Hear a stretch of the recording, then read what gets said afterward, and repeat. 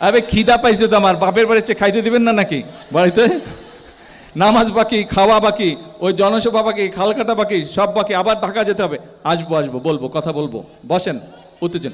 এখন এই আসেনের পরে আরো কয়েকটা দাবি, তার মধ্যে এই কলেজের কথা বলেছেন, কলেজ সরকারিকরণ। কলেজ সরকারিকরণের কথা বলছে না?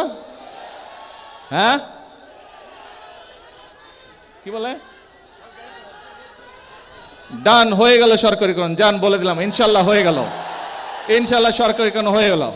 কয়েকদিনের মধ্যে কাগজ ইনশাল্লাহ চলে আসবে, সরকারিকরণ হয়ে গেল। এরপরে উপজেলা। আচ্ছা এখন শুনেন, এখন একটা আস্তে কথা বলি। এই এলাকাটা কে, কার এলাকা বলেন তো? শহীদ জিয়ার জন্মস্থানের, তাই না? শহীদ জিয়ার জন্মস্থান। এখন আপনাদের যেরকম আমার উপরে, শহীদ জিয়ার উপরে, খালেদা জিয়ার উপরে হক আছে, সারা বাংলাদেশের মানুষেরও তো আছে, তাই না? আমরা যদি সব এখানে করি, সারা বাংলাদেশের মানুষই তো উন্নয়ন থেকে গত এক যুগেরও বেশি সময় ধরে বঞ্চিত। সবাইকে দিতে হবে, সব গাবতলিতে করলে হবে, বাগবাড়িতে করলে হবে? সারা দেশ উন্নয়ন থেকে বঞ্চিত। কাজেই আমি তো আছি আপনাদের, ইনশাল্লাহ এলাকার উন্নয়ন হবে, কিন্তু আমাদেরকে সারা দেশের প্রতি নজর দিতে হবে। কারণ দেশের মানুষ যদি, একটা কথা বলি, মন দিয়ে শোনেন। এ ভাই তুই আয়, আমি যাই, এত ফাল পড়তেছে। আচ্ছা, এখন মন দিয়ে একটা কথা শুনেন, মন দিয়ে বলি, একটা কথা বলি, মন দিয়ে শুনেন।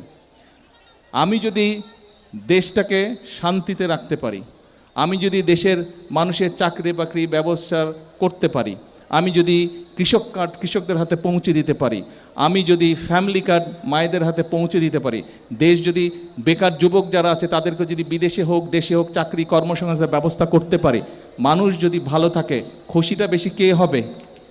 গাবতলীর মানুষ খুশি হবে না? বাগবাড়ির মানুষ খুশি হবে না? কি হবে? আমি যদি ভালো কাজ করতে পারি, গৌরবটা কার বেশি হবে? কার হবে গৌরব? আপনাদের হবে?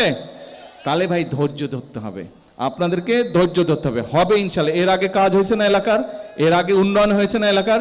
এইখানে তো ধান ক্ষেত ছিল, এই যে এই রাস্তার উপরে সব দাঁড়ায় আছে, এই আমার মনে আছে 91-এ এই আমি আর লালু সাহেব জিপ নিয়ে পার হয়েছি, কোদাল ছিল গাড়িতে, কোদাল দিয়ে মাটি কেটে কেটে রাস্তা তৈরি করে এখান থেকে কলাপাকা গেছি, কোনো রাস্তা ছিল না। এখন তো এখানে হরহর করে গাড়ি চলে যায়, যায় না?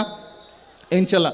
কিন্তু ধৈর্য আমাদেরকে ধরতে হবে সাময়িকভাবে। আপনারা কিন্তু বাগবাড়ির মানুষ, গাবতলীর মানুষ, সবার কথা চিন্তা করতে হবে, পুরো দেশের কথা চিন্তা করতে হবে। শুধু নিজের দেশের কথা, নিজের কথা চিন্তা করতে চলবে না।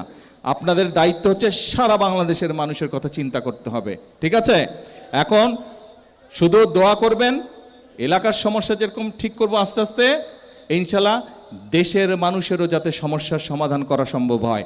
আপনাদের তো, আমি আপনাদের ঘরের ছেলে, তো ঘরের ছেলের জন্য দোয়া করবেন না তো কার জন্য দোয়া করবেন? কি করবেন তো?